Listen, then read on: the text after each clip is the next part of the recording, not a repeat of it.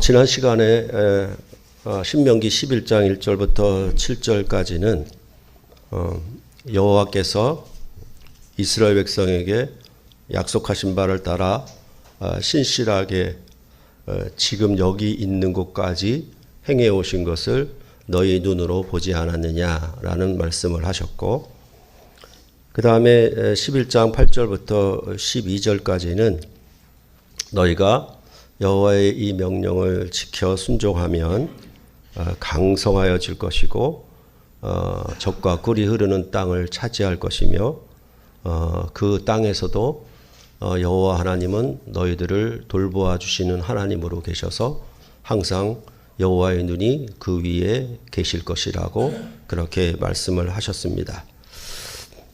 그러면 이제 여호와의 눈이 항상 어떻게 그 위에 계시는가, 이 점에 대해서 오늘 13절로부터 25절은 말씀한다라고 보면 되겠습니다. 그럴 때 오늘 설교 본문을 두 가지 가정문, 조건문을 통해서 보는 것이 전체적으로 보는 데 있어서 매우 유익합니다. 13절을 한번 보시겠습니다. 13절 함께 읽겠습니다. 시작. 내가 오늘 너희에게 명하는 내 명령을 너희가 만일 청종하고 너희의 하나님 여호와를 사랑하여 마음을 다하고 뜻을 다하여 섬기면, 그리고 22절입니다. 22절도 같이 읽겠습니다. 시작. 너희가 만일 내가 너희에게 명하는 이 모든 명령을 잘 지켜 행하여 너희의 하나님 여호와를 사랑하고 그의 모든 도를 행하여 그에게 의지하면, 여기서 13절에서 말을 할 때에 내가 너희에게 말하는 명령, 즉 모세가 이스라엘 백성에게 하는 명령은 무엇인가라고 하면은 여호와 하나님을 사랑하라라는 것입니다. 그러면 여호와 하나님을 사랑한다는 것은 무엇이냐? 마음을 다하고 뜻을 다하고 섬기는 것, 이렇게 풀어주고 있는 것입니다. 그리고 역시 22절에서도 명령을 잘 지켜 행하는 것은 뭐냐? 하나님 여호와를 사랑하는 것이다. 사랑한다는 것은 무엇이냐? 모든 도를 행하여 그에게 의지하는 것이다. 이렇게 말할 수 있겠습니다. 그러니까 모세의 명령을 듣는 것은 똑같은 건데, 앞에서는 여호와를 사랑한다는 것, 또 뒤에서 여호와를 사랑한다는 것도 똑같은데, 사실은 그 사랑하는 데 있어서 차이가 약간 있습니다. 그건 뭐냐 하면 13절에서는 섬기면이라고 얘기를 했고 22절에는 의지하면이라고 얘기를 해서 약간의 차이가 있습니다. 이렇게 보면 우리가 지금 산상수훈에서 경건의 부분을 하고 있잖아요. 그렇게 얘기했을 때 그 경건 플러스 3, 예배 플러스 3, 이것이 바로 의로운 삶이다라고 했을 때, 오늘 이 두 가지 조건문은 앞에 것은 섬긴다라는 얘기는 예배적인 얘기를 하고 있다라고 보시면 되겠고, 그 다음에 의지하면이라고 하는 것은 삶에 관한 것이다라고 보시면은 좋겠습니다. 그러니까 지금 신명기를 통해서 제가 거듭거듭 얘기를 하는 것은 뭐냐 하면 하나님을 사랑하라, 이웃을 사랑하라, 이 두 가지가 한꺼번에 있는 그런 관계로 계속 말하고 있다라는 것을 여러분들이 기억하시면 좋겠습니다. 그러면 앞서 말씀드린 것처럼 여호와를 사랑하며 섬긴다는 뜻은 무엇인가? 그것을 16절을 보면 잘 알 수가 있습니다. 너희는 스스로 삼가라. 두렵건대 마음에 미혹하여 돌이켜 다른 신들을 섬기며 그것에게 절함으로 라고 했기 때문에 그렇습니다. 그러니까 여호와를 섬긴다라고 하는 뜻은 다른 신에게 절하지 않고 여호와께 절한다라고 생각하시면 되겠죠. 그것은 바로 여호와 하나님께 이스라엘 백성이 드리는 예배와 경배, 그것을 의미한다라고 보시면 되겠습니다. 그러니까 보통 예배를 서비스라고 하는 얘기가 바로 섬김의 뜻이 담겨져 있거든요. 그런 뜻도 여기에 다 포함되어 있는데, 이렇게 말하는 것은 뭐냐 하면 우리가 10가지 말씀들, 10가지 고운들이라고 했던 10계명의 제1계명을 우리가 기억하시면 지금 하나님을 사랑하는가? 그러면 그를 마음과 뜻을 다하여 섬기는가? 이 말과 연결된다라고 보시면은 맞겠지요. 그래서 이 여호와를 섬기면 주어지는 복을 지금 14절, 15절에 말하고 있고, 그리고 여호와를 섬기지 않고 다른 신을 섬길 경우에 받는 저주에 대하여 16절과 17절에 말하고 있는 것입니다. 그러면 그 축복에 대해서 말하자면 여호와께서 너희의 땅에 이른 비 늦은 비를 적당한 때에 내리시리니 너희가 곡식과 포도주와 기름을 얻을 것이요 또 가축을 위하여 들에 풀이 나게 하시리니 내가 먹고 배부를 것이라. 이게 복이죠. 그러니까 땅에 축복을 내려서 적당한 비를 통해 이스라엘 백성을 먹고 배부르게 하시는 것, 그것이 바로 이들이 받는 복이었습니다. 상대적으로 저주는 이스라엘이 먼저 삼가해야 된다라고 말을 하고 있습니다. 왜냐하면 두려워해야 하기 때문에 그렇습니다. 그러면 무엇을 두려워해야 하는가? 그것은 여호와께서 진노하시기 때문입니다. 그 여호와의 진노는 어떻게 나타나는가? 하늘을 닫아 비를 내리지 아니하는 것입니다. 그렇게 되면 땅이 소산을 내지 아니하게 되고 결국 이스라엘은 여호와 하나님이 주신 아름다운 땅에서 속히 멸망하게 된다라고 그 저주를 말하고 있습니다. 그러면 이들은 어떻게 이것을 삼가 정말 주의해야 하는가에 대해서 이제 18절로부터 20절에 말한다고 보시면 되겠습니다. 이러므로 너희는 나의 이 말을 너희의 마음과 뜻에 두고 또 그것을 너희의 손목에 매어 기호를 삼고 너희 미간에 붙여 표를 삼으며 또 그것을 너희의 자녀에게 가르치며 집에 앉아 있을 때에든지 길을 갈 때에든지 누워 있을 때에든지 일어날 때에든지 이 말씀을 강론하고 또 내 집 문설주와 바깥문에 기록하라 라고 말을 하고 있는 것입니다. 그러면 마음을 다하고 뜻을 다하여 하나님을 섬기라라고 하는 것은 어떻게 하는 것인가? 그것에 대해서 모세의 말을 이스라엘은 그들 마음과 뜻에 두어야 합니다. 그러면 어떻게 이 모세의 말을 마음과 뜻에 둘 수가 있는가? 그 다음에 푸는 말이죠. 그 말을 손목에 메고 미간에 붙이는 것입니다. 즉 자기 자신의 몸에 함께 말씀이 붙어 있어야 합니다. 그래서 유대인들은 일종의 그 성구함이라고 아주 그 조그만 박스가 있죠. 그러니까 아주 조그만 박스를 이렇게 그 붙이고 다니는 겁니다. 우리가 성구함을 성경 구절이 있는 함을 열어보고 그 안에 무슨 말씀이 있는가 다시 보고 또 닫고 이렇게 붙이고 다니는 거죠. 그것이 바로 손목에 맸다, 미간에 붙였다라는 의미가 되는 것입니다. 그러니까 성구, 말이 마음과 뜻에 둔다라고 하는 것은 그들은 뭐냐면 성구함을 이렇게 손목에 메고 다니는가 아니면 미간에 붙인다든가 그렇게 함으로 말씀이 자기 몸에 붙어 있게 하는 것, 그것을 이렇게 표현을 하고 있는 것입니다. 그러면 그렇게 하고 다니면 끝인가? 아닙니다. 그 다음에 또 말하기를 자녀에게 가르치라는 것입니다. 여호와 하나님을 사랑하는가? 그 뜻을, 여호와 하나님의 말씀을 마음과 뜻에 두고 있는가? 그렇다면 자녀에게 가르쳐라. 집에 있을 때이든지 길을 갈 때이든지 누워 있을 때이든지 일어날 때이든지 이 말씀을 강론하라는 것입니다. 그러니까 이런 잔소리도 없겠죠. 그렇죠? 집에 있을 때든지 밖에 길을 갈 때든지 또 누워 있을 때든지 일어날 때든지 이 말씀을 계속적으로 자녀들에게 강론하라는 것입니다. 그러면 또 끝인가? 아닙니다. 문설주와 바깥문에 이 말씀을 기록해야 합니다.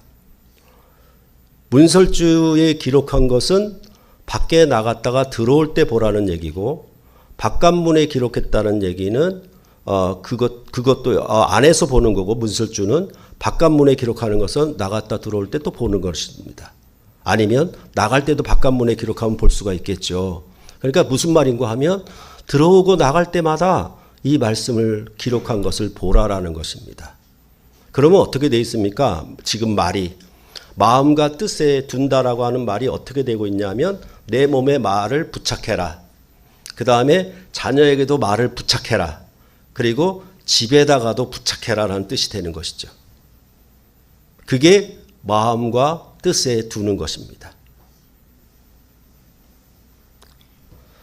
이는 마치 부부가 결혼식 때 맹세한 사랑의 언약을 자기 몸에 사랑해를 계속 반복함으로 뭐라 그럴까요? 입에다가 사랑해를 달고 사는 거죠.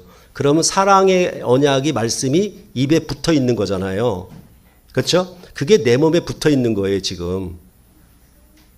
그리고 길을 갈 때든지 누워 있을 때든지 일어날 때까지 이 말씀을 강론한다라고 하는 것은 뭐냐 하면 부모가 그 사랑을 자녀에게 나타내는 것은 무엇이다? 자녀에게 이거를 가르치도록. 내가 하나님을 사랑해. 내가 정말 하나님을 사랑하거든.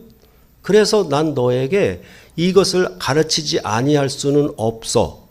절대로 이 말씀을 꼭 가르쳐야 되겠어 라고 하는 것. 그것이 바로 부모의 사랑이 자녀에게 주어지는 것이라고 할 수 있습니다. 다시 말하면 자녀에게 한마디에 한 말씀도 하지 못하는 부모는 하나님을 사랑하지 않는 부모다. 이런 반대의 뜻이 되겠죠. 그렇죠? 그리고 말씀드렸던 것처럼 이거를 집 안에 있든지 밖에 있든지 늘 볼 수 있도록. 그러면 이 말은 뭡니까? 우리가 부부간에 사랑하는 의미를 항상 밖에 나가 일할 때에도 아내를 사랑함으로 남편을 사랑함으로 사는 것. 그렇죠? 그러면 어떻게 돼 있습니까? 우리가 결혼의 언약으로 한 가정을 꾸린다라는 거 하는 것은 뭡니까? 내 몸에도 사랑이 붙어 있고 내 자녀들에게도 붙어 있고 내가 일할 때 무엇을 하들 때 같이 이 사랑이 온통 내 집과 바깥에 붙어 있는 겁니다. 그게 뭐냐 하면 마음과 뜻에 내 말을 둔다라는 그런 표현을, 그런 말을 풀어주는 말을 이렇게 얘기를 하고 있는 것입니다. 그래서 여러분께 말씀드렸던 것처럼 부부가 사랑한다라고 하는 것은 일종의 섬김입니다. 그 섬김은 또 다른 말로 얘기하면 부부 사이에 경건이 있다라고 말씀했던 것처럼 아내에게 절하는 거고 남편에게 절하는 겁니다. 그게 부부의 사랑이고 마음과 뜻을 다해서 사랑하는 삶의 모습이라고 우리가 알 수가 있는 것입니다. 그러니까 부부의 전 삶이 무엇을 하든지 사랑으로 가득 차 있는 것, 그것이 바로 마음을 다해서 온 마음과 온 정성을 다해 사랑한다라는 의미를 안다라고 하면 우리가 이 말씀을 잘 이해할 수가 있겠죠. 그렇죠? 그런 방식으로 우리가 이해하면 되겠습니다. 이렇게 하면 그 복은 21절에서 말하고 있습니다. 그리하면 여호와께서 너희 조상들에게 주리라고 맹세하신 땅에서 너희의 날과 너희의 자녀의 날이 많아서 하늘이 땅을 덮는 날과 같으니라 라고 말해주고 있습니다. 이 말은 이스라엘 백성과 그의 자녀들이 오래 장수한다는 말인데 그것을 하늘이 땅이 덮는 날로 표현을 하고 있습니다. 이 말은 앞에서 보건대 하늘이 열리면 비가 내리는 것이고 하늘이 닫히면 비가 내리지 않는 것입니다. 하늘이 열려야 땅에서 복을 얻을 수 있습니다. 하늘이 닫히면 땅에서 복을 얻을 수가 없습니다. 하늘이 열리면 땅이 아름다운 젖과 꿀이 흐르는 땅이 되는 것이고 하늘이 열리지 아니하면 그 땅은 멸망의 땅이 된다라고 말하고 있는 것입니다. 그러니까 그것을 어떤 방식으로 얘기하냐면 하늘이 땅을 덮는다, 그런 날수, 이렇게 오래 장수하는 생명력이 있는 그런 의미를 얘기를 하고 있습니다. 그래서 가만히 생각을 해보면 천지 창조 때에 보면 둘째 날에 하늘, 그 궁창을 만드셨고 셋째 날에 땅을 만드십니다. 그러면 그 궁창에다가 큰 광명체와 작은 광명체를 두십니다. 즉 해와 별을 두셨다라는 의미로 말씀을 하고 있습니다. 그래놓고 그 빛이, 그 광명체가 땅에 비치도록 한 거예요. 그러니까 하늘의 광명체를 뒀는데 하늘만을 위한 게 아니라 그 하늘의 광명체를 통해서 낮과 어둠의 빛이 되도록 땅에, 이렇게 말을 하고 있는 것이죠. 그런데 그 자체가 뭡니까? 큰 광명체와 작은 광명체를 두어서 땅에 빛이 비치면 하늘이 땅을 덮은 거죠. 이해가 되시겠습니까? 예, 안 되면 어쩔 수 없고요. 그런 말은 뭐냐 하면 낮과 밤을 주관하는 겁니다. 그러니까 이 낮과 밤을 주관한다는 얘기는 날수잖아요. 날수가 계속되게 하는 것은 뭐냐 하면 하늘이 땅을 덮어야 돼요. 그래야 그 날수가 계속 되는 것입니다. 그래서 이 땅에 이 광명체를 두신 것은 또 어떤 작용을 하냐면 여섯째 날에 땅의 모든 짐승을 그 종류대로 만드셨습니다. 그렇죠? 그리고 하늘에 나는 새들을 만드시죠. 그 다음에 여섯째 날에는 땅의 모든 짐승을 그 종류대로 만듭니다. 근데 묘한 거는 뭐냐면 벌과 나비는 나는 거잖아요. 새라고, 새 종류 들어가나요? 곤충도? 하여튼 간에 나는 거잖아요. 하늘을 나는 건데 이 벌과 나비가 어떤 의미로 식물을 덮어야 돼요. 그렇죠? 식물에 있는 진, 엑기스를 빨아거나 그렇게 해서 자기가 양분을 취할 뿐만 아니라 또한 꽃가루를 옮겨줘요. 식물을 번성하게 하는 겁니다. 이게 뭐냐 하면 전부 하늘과 땅이 덮는 현상들이라고 그렇게 말을 한다라고 볼 수가 있습니다. 그럴 때 이 하늘과 땅을 덮는다라고 했을 때에는 아마도 영원한 생명을 얘기하는 것 같아요.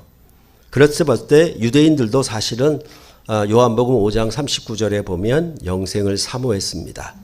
거기에 너희가 성경에서 영생을 얻는 줄 생각하고 성경을 연구하거니와 이 성경이 곧 내게 대하여 증언하는 것이니라 라고 말씀하셨습니다.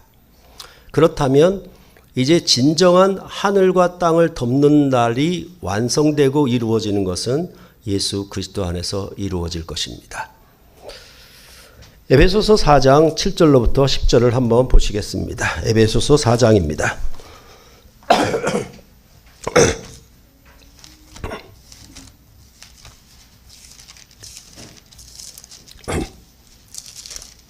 에베소서 4장 7절로부터 10절.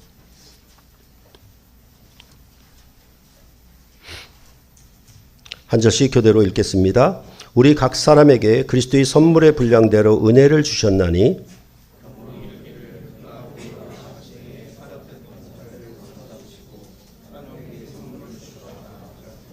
올라가셨다 하였은즉 땅 아래 곳으로 내리셨던 것이 아니면 무엇이냐?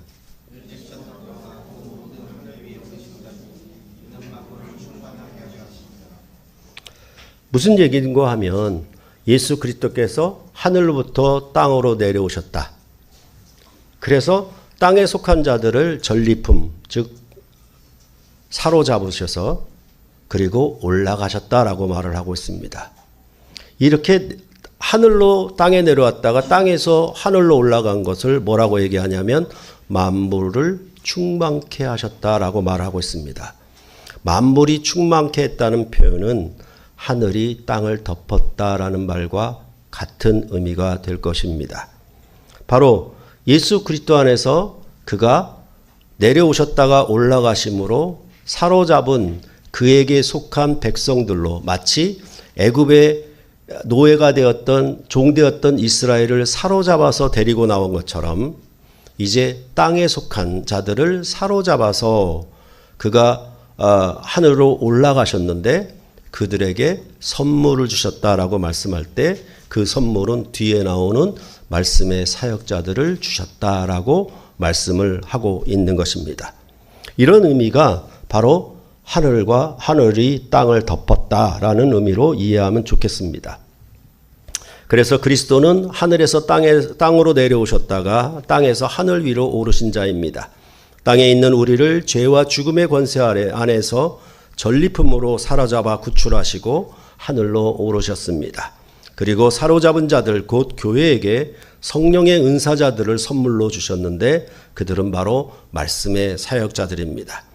이러한 예수님의 사역이 곧 만물을 충만케 할 것이다. 하늘이 땅을 덮는 그런 만물을 충만케 하는 역사를 이루게 하실 것이다 라고 말하고 있습니다.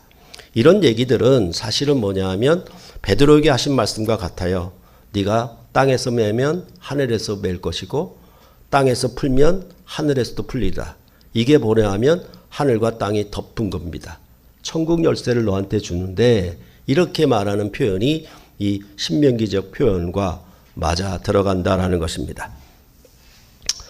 이제는 그러면 그 섬기는 것에 대해서 얘기했다라고 하면 이제 의지하면에 대해서 22절의 이하에 말씀하는 것을 보도록 하겠습니다.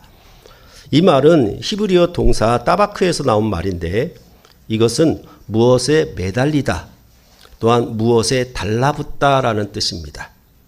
이 말을 쉽게 이해하자면 요한복음 15장에 나오는 포도나무와 가지의 비유 그 말씀을 이해하면 됩니다. 즉 포도나무에 가지가 붙어 있는 것 그게 바로 의지하는 것 이렇게 이해하면 된다라는 말입니다. 이렇게 붙어 있는 것을 요한복음은 뭐라고 그러냐면 내 안에 거하라 나도 너희 안에 거하리라. 가지가 포도나무에 붙어 있지 아니하면 스스로 열매를 맺을 수 없음 같이 너희도 내 안에 있지 아니하면 그러하리라 라고 말씀하십니다. 포도나무에 가지가 붙어 있는 것을 너희가 내 안에 거하는 것으로 동일시하고 있는 것입니다. 그러면 너희가 많이 열매를 맺는다라고 했는데 이제 너희가 내 안에 거한다라는 것은 예수님이 내 안에 쏙 들어온다는 말이 아니고 그걸 다시 풀 때 뭐라고 얘기하냐면 내 말이 너희 안에 거하는 것. 그렇죠? 그래서 제가 그 자주 비유로 말씀드렸죠. 파리의 연인에서 그 드라마에서 나오는 것처럼 너 내 안에 있다. 그렇죠? 그 말은 뭡니까? 사랑하는 연인이 내 안에 있다는 말이 아니고 나의 사랑으로 네가 내 안에 있다라는 얘기죠. 그렇죠? 그러면 사랑이 내 안에 있다라는 얘기예요. 그게 뭐냐 하면 둘이 붙어 있는 거예요. 그죠? 그렇게 이해를 하면 되고 그러면서 뭐라고 그랬냐면 너희가 열매를 많이 맺으면 내 아버지께서 영광을 받으실 것이요 너희는 내 제자가 되리라 라고 요한복음은 말해주고 있습니다. 그래서 그렇게 되면 어떻게 되냐 하면 우리가 하나님의 자녀가 되어서 땅에서 사는데 하늘에 계신 하나님 아버지와 하나가 되는 거예요. 그의 말이 내 안에 거하면. 그렇죠? 그러면 항상 내 사랑하는 아내나 남편이 내 안에 내 마음 어떤 심장 어느 곳에 들어와 박히는 게 아니고 그를 사랑하는 말이 내 안에 있으므로 그건 결국 뭐다? 내 남편이 내 안에 있는 것과 같아요. 그것을 뭐라고 얘기하느냐? 포도나무에 가지가 붙어 있다라는 말로 하는 것입니다. 이래도 모르면 어쩔 수 없잖아요. 그죠? 그런 말을 지금 여기서 이렇게 하고 있는 것입니다. 그렇다면 너희가 내 제자가 되고 하나님의 자녀가 되면 하나님 아버지께서 영광과 기쁨을 받으실 것인데 그러면 땅과 하늘이 하나가 되는 방식이겠죠. 신명기에서는 그 열매에 대해서 23절로부터 24절에 말하고 있습니다. 여호와께서 그 모든 나라 백성을 너희 앞에서 다 쫓아내실 것이라.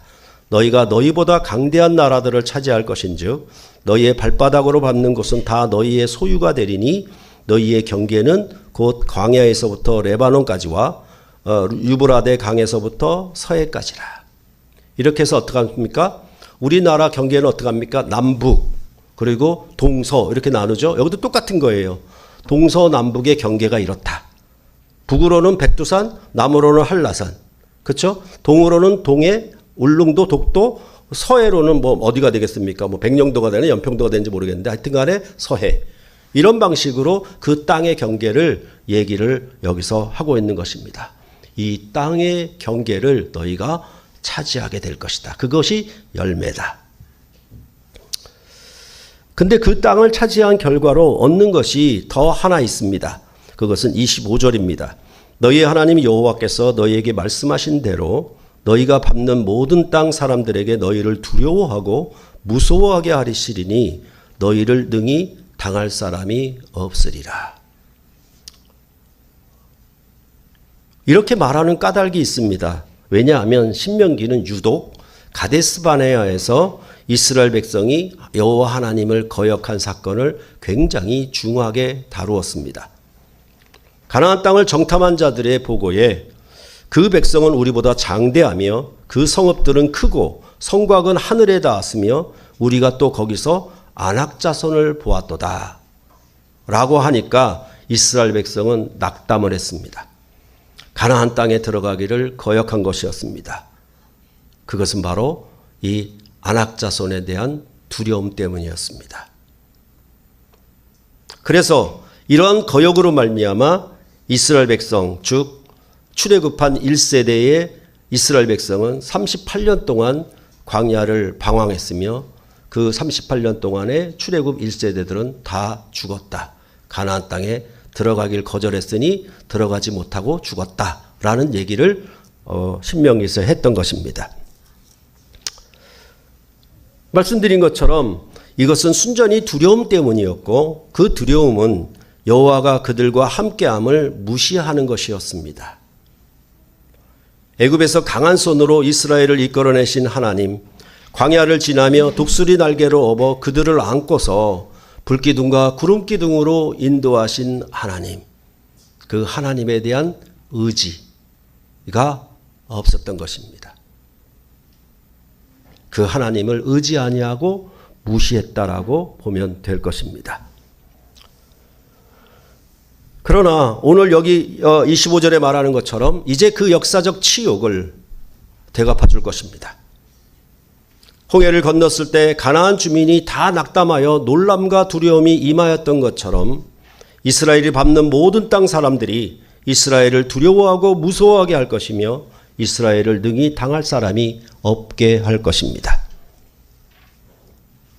비록 가데스바네아에서 두려움으로 물러나 하나님으로부터 징벌을 당했지만은 여호와 하나님은 그들을 버리지 아니하시고 광야를 지나는 동안에 여호와 하나님이 맹세하셨던 아브라함의 자손들이라고 에서 족속에게 롯 자손들에게 약속하셨던 그 땅들을 그들은 어떻게 안악 자손을 물리치고 그 땅을 유업으로 받아 있는지 지나가면서 시청각으로 보게 하셨습니다. 뿐만 아니라 이스라엘 자손은 그 가나안 땅에서 강력한 왕인 두 왕, 아모리 왕 시온과 바산 왕 옥을 쳐서 이기는 그런 실전 연습을 하였던 것입니다. 그러니 너희가 절대로 두려워하지 말아라. 이렇게 말을 하고 있는 것이었습니다. 그럴 때에 바로 모세는 후계자 여호수아에게도 여호수아를 세울 때에도 이스라엘 백성에게 가나안 땅을 향하여 진군할 때 강하고 담대하라, 강하고 담대하라를 계속 외치고 있는 것입니다. 그래서 이스라엘 백성에게도 너희는 강하고 담대하라, 두려워하지 말라, 그들 앞에서 떨지 말라. 이는 네 하나님 여호와 그가 너와 함께 하시며 결코 너를 떠나지 아니하시며 버리지 아니하실 것임이라. 이게 바로 의지하면이라는 말을 풀어주는 겁니다.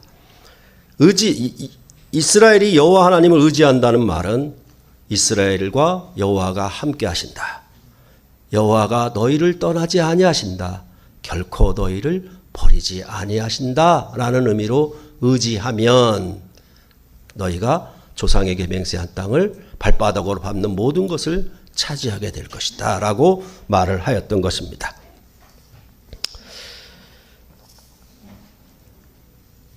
그 말은 다른 말로 얘기하면 여호와 하나님이 이스라엘과 붙어 있겠다는 얘기겠죠.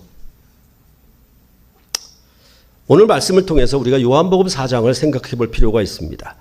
야곱의 우물가에 조상들이 주었던 생명의 물을 구하러 왔던 사마리아 여인에게 예수님은 영원히 목마르지 아니하는 물이 있다. 영원한 생명수가 있다라고 말씀을 하셨습니다. 그리고 사마리아 여인에게 너희 조상들이 예배했던 이 산과 저 산에서 예배했던 그 예배의 시대는 끝났다. 이제 하나님께 영과 진리로 예배하는 참 예배의 때가 왔다. 그것은 하나님의 자녀들이 아버지께 예배하는 그런 예배다라고 말씀하시면서 요한복음 4장 24절에 하나님의 영이시니 예배하는 자가 영과 진리로 예배할지니라. 영으로 계시니까 영과 진리로 예배한다는 것을 우리는 어떻게 생각합니까? 그냥 보이지 않게 영으로 마음속으로 그게 아니고 이 말이 뭐냐 하면 마음을 다하고 뜻을 다하고 정성을 다하고 목숨을 다하고 그게 영과 진리로 예배하는 겁니다. 신명기 언어가 그랬지 않습니까? 그렇죠? 그러니까 하나님의 자녀들이 아버지께 예배함은 성령으로 예배하는 것입니다. 하나님 아버지께서 세상을 사랑하사 독생자를 주신 그 사랑의 영이 바로 성령입니다. 하나님 아버지께서 마음을 다하고 뜻을 다하신 사랑이 바로 성령인 것입니다. 그러한 사랑을 받고 아는 자들이 하나님의 자녀가 되었고 우리도 마음을 다하고 뜻을 다하는 성령으로 하나님 아버지를 섬기는 것입니다. 이렇게 예배하는 자들은 예수 그리스도께서 주시는 영생의 말씀으로 열매를 맺습니다. 그 열매는 땅에 비가 내려 곡식과 가축과 식물로 먹고 배부르는 생명이 아닙니다. 그래서 예수님은 사마리아 동네에 들어가 제자들이 시장한 차에 가져온 음식물을 향하여 뭐라고 하셨냐면 내게는 너희가 알지 못하는 양식이 있다라고 말씀을 하셨습니다. 분명히 신명기는 하늘에 비가 내려서 땅에 식물을 주고 가축을 주어서 먹고 배부르는 것이 축복이라고 했는데 예수님은 제자들이 가져온 그 떡을 다른 떡이 있다라고 말씀하신 것입니다. 그 새로운 양식은 바로 뭐냐 하면 이방인과 같이 여김을 받았던 사마리아 동네 사람들을 그들에게 주님의 말을 전하는 것이었고 그리고 주님이 그들의 구세주가 된 것, 그들이 예수를 구주로 믿는 것, 그것이 바로 그들에게 주었던 영생이었으며 아울러 이것이 내가 너희가 알지 못하는 새로운 양식이다 라고 그 열매를 얘기하신 것입니다. 이러한 요한복음의 모든 표적들은 궁극적으로 부활의 표적을 위한 것입니다. 부활하신 주님이 제자들을 첫 번째 찾아오셨을 때 제자들은 유대인들을 두려워하여 문을 닫아 걸었습니다. 유대인들이 앞장서서 예수님을 십자가에 못을 박아 죽여버렸기 때문에 그렇습니다. 베드로가 예수님을 3번 부인한 것도 제자들이 도망간 것도 모두 죽음에 대한 두려움 때문이었습니다. 이러한 제자들에게 주님은 부활하신 주님으로 첫 번째 찾아오셔서 그들에게 평강, 두려움의 반대치를 주시고 성령을 주셨다라고 말씀을 하고 있는 것입니다. 또한 세 번째 디베라 바닷가의 제자들에게 부활하신 주님이 찾아오셨을 때 베드로에게 물은 질문이 네가 이 사람들보다 나를 더 사랑하느냐. 그래서 오늘 신명기에 여호와를 사랑하는 것에 대하여 섬기면 의지하면 이렇게 얘기했던 것과 같은 것입니다. 이 물음에 베드로는 내가 주님을 사랑하는 줄 주께서 아시나이다 라고 3번 고백했습니다. 그러면 사랑하느냐 사랑합니다 라고 하는 것으로 끝이 났느냐, 그게 아니라 예수님은 베드로의 3번 사랑의 고백에 연이어서 계속 3번 내 양을 먹이라, 내 양을 치라, 내 양을 먹이라 라는 방식으로 계속 말씀을 하셨습니다. 사랑한다면 그것은 무언가 열매가 있어야 한다는 얘기입니다. 부활하신 주님을 사랑한다라고 하는 것은 주님의 양을 먹이는 선한 목자로서의 직임을 제자도 다하는 것이었습니다. 이 일에 베드로는 십자가를 거꾸로 지면서까지 주님을 따라갔다, 순종했다, 청종했다라고 말해주고 있습니다. 이 일에 더 이상 베드로는 두려움이 없었습니다. 바울을 비롯한 그 어떤 사도들도 세상의 어느 권세를 향하여 어느 열왕들의 위협과 옥에 갇히는 것과 매를 맞는 모든 것에 대하여 그들은 두려움이 전혀 없었습니다. 그래서 이들을 세상이 감당치를 못했고 로마도 감당치를 못했던 것입니다. 그것은 바로 성령의 권능이 그들에게 임하였기 때문입니다. 그 성령의 권능을 자꾸 기능적으로 방언을 한다, 예언을 한다, 병 고친다라고 생각하지 말고 그런 모든 은사들 중에서 가장 제일 좋은 큰 은사는 사랑의 은사였던 것처럼 성령이 임하는 것은 사랑의 권능이 임하는 것입니다. 하나님의 죄인을 위한 마음을 다하고 뜻을 다하여 독생자를 주심으로 죄인을 사랑하신 그 사랑이 자기 아들을 주셨다는 얘기는 마음과 뜻과 내 목숨을 다 주었다는 얘기고 그 독생자를 주어서 세상을 사랑했는데 그 세상은 죄인이었다는 말입니다. 그 사랑한 영이 바로 성령이라고 말씀을 하고 있는 것입니다.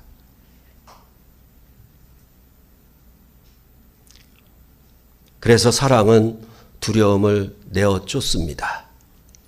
지난번에도 제가 한번 그 조그만 유튜브 쇼 영상 봤죠?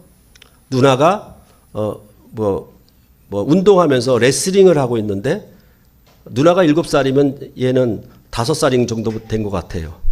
누나가 밑에 깔리니까 그냥 5살짜리 조그만 애가 뛰쳐나와가지고 상대방 남자애를 갖다가 완전히 그냥 때리려고 왜 우리 누나를 이렇게 하는 식으로 뭐 때문에 그렇겠습니까? 사랑 때문에 그렇습니다. 그러니까 이스라엘 백성이 가데스 바네아에서 아낙 자손을 본 것, 그 굉장히 어리석은 거죠.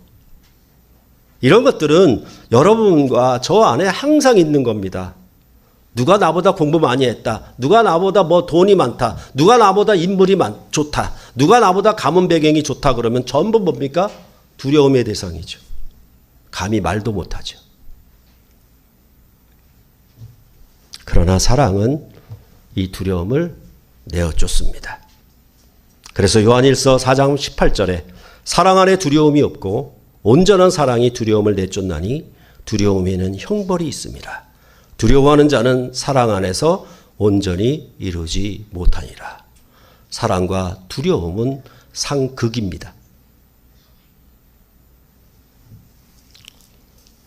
그러므로 예수께서 죽으시고 부활하사 보좌 우편에 오르시고 승천하여 이 땅에 계시지 아니할 때 하나님은 보혜사 성령을 예수님은 아버지께로부터 받아서 보내셨던 것입니다. 이 보혜사 성령은 이스라엘 백성이 그 손목과 미간에 성구함을 달고 다니는 정도가 아니에요. 이 성령을 우리의 마음 안에 새겨놓은 거예요.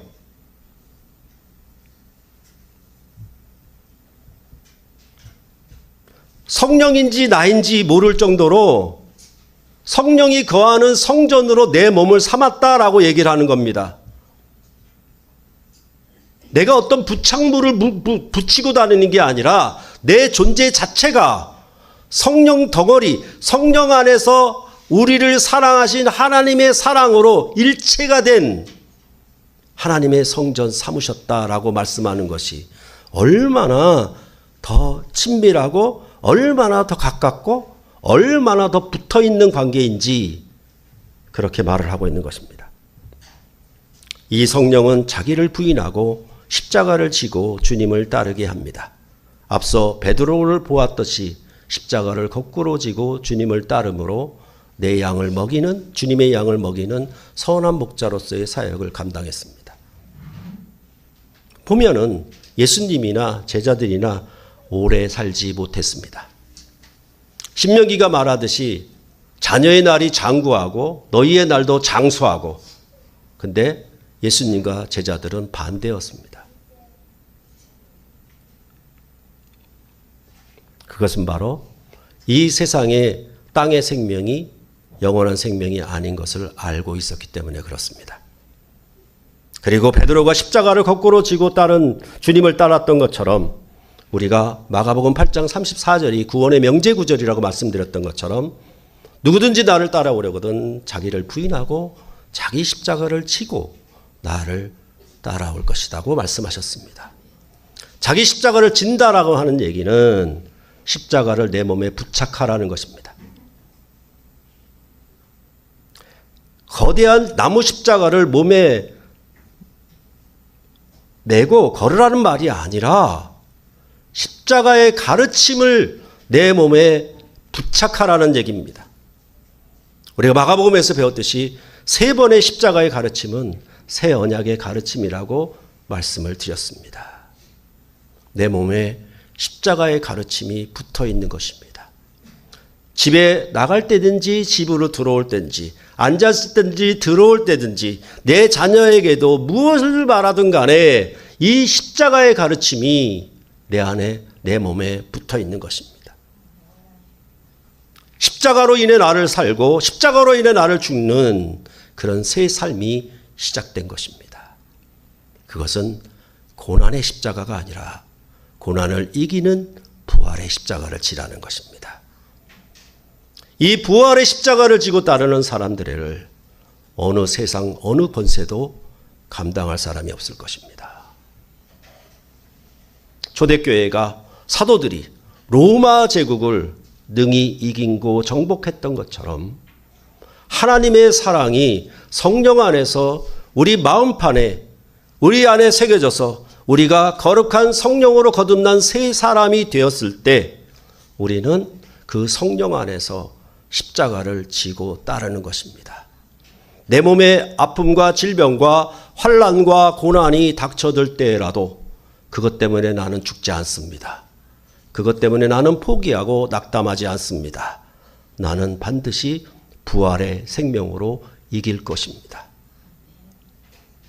내 세상의 형편과 육신에 가진 것들이 아무리 작고 보잘것없다 하더라도 그것 때문에 우리는 결코 물러서지 않을 것입니다. 그것은 바로 내가 십자가를 지고 주님을 따르기 때문에 그렇습니다. 끝까지 십자가를 지고 하나님 아버지를 순종하신 아들의 영이 우리 안에 임하기 때문에 베드로와 사도들은 모두 하나도 빠짐없이 십자가를 지고 주님을 끝까지 따라갔습니다. 그것은 바로 하나님 아버지께서 아들을 통해 죄인을 사랑하신 그 사랑이 자기들 가슴팍에 마음의 성령으로 새겼기 때문이고 그 성령의 권능은 칼의 힘이 아니고 사랑의 힘이었습니다. 그것이 예루살렘과 유대와 사마리아와 땅끝까지 점령하는 그런 교회사의 기독교사의 놀라운 족적을 남겨놓은 것입니다. 그렇기 때문에 참으로 십자가를 지면서도 교회는 찬송을 부릅니다. 나는 고난이 있어도 환난이 있어도 나는 넉넉히 이길 것을 그리스도의 사랑에서 끊을 수 없을 것을 찬송하며 살아갑니다. 이 시련과 이 아픔과 이 어려움이 이 모자름이 나를 가로막지 못하고 나를 낙담케 하지 못할 것을 알고 있기 때문에 그렇습니다. 나는 이것을 반드시 이길 것이고 새로운 전리품을 얻게 될 것임을 말하고 있는 것입니다. 그것이 바로 바울과 실라가 감옥에 갇혀서도 하나님을 찬미했던 놀라운 찬송이었습니다. 십자가를 울면서 지고 따르는 것이 아니라 십자가는 찬송하며 따르는 것입니다. 하나님께서 귀한 일들을 나에게 맡기셔서 성령으로 말미암아 하나님의 자녀로 삼으시고 성령의 권능으로 그 말씀을 성령으로 말미암아 나에게 새기시고 성전 삼으셔서 나를 대적하고 거스르는 모든 악한 영에 대하여 우리는 거침없이 진군할 것이고 거침없이 나아갈 것입니다. 그리고 반드시 승리할 것입니다. 그것이 우리가 예수 그리스도를 믿는 믿음의 영광이고 승리라고 성경은 말하고 있는 것입니다. 왜 여러분들이 사람들을 두려워합니까? 내가 기독교인이라고, 내가 그리스도인이라고 혹여나 나를 알아챌까 봐 왜 두려워하는 겁니까? 그들이 날 두려워해야지. 기도하시겠습니다.